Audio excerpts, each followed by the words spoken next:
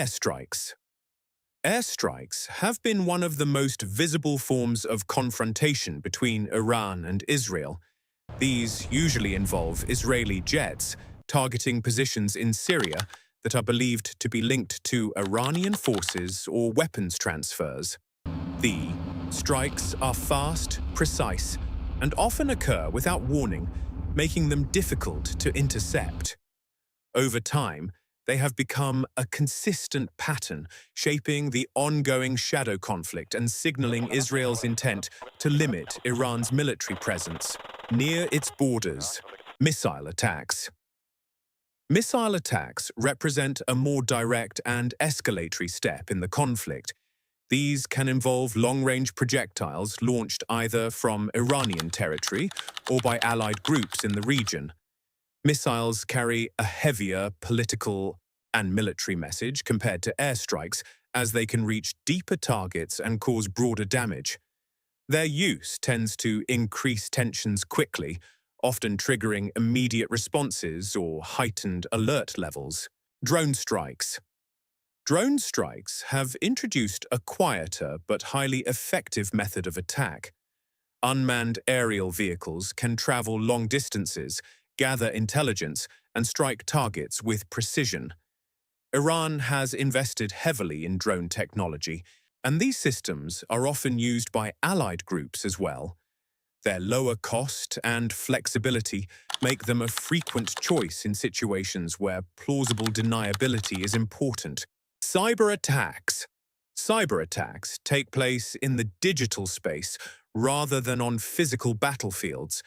Both sides have been linked to operations targeting infrastructure, financial systems, and sensitive data.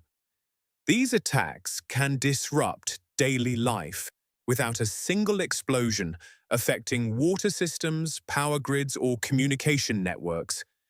The impact is often hidden at first, but can be significant over time, making cyber warfare a critical part of modern conflict.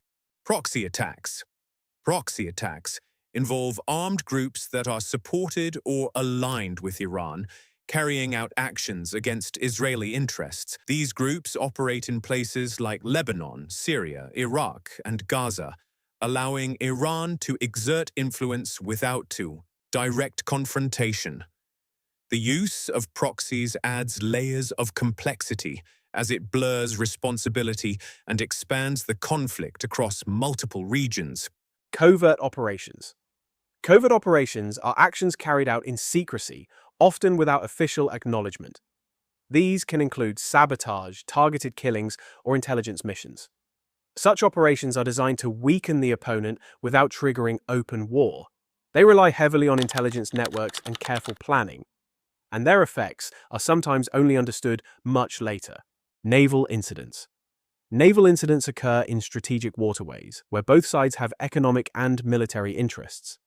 These events can involve attacks on commercial ships, suspected sabotage, or confrontations at sea. Control of maritime routes is crucial for trade and energy supplies, so even limited incidents can have wider global implications. Rocket fire. Rocket fire is often carried out by allied groups positioned close to Israeli territory.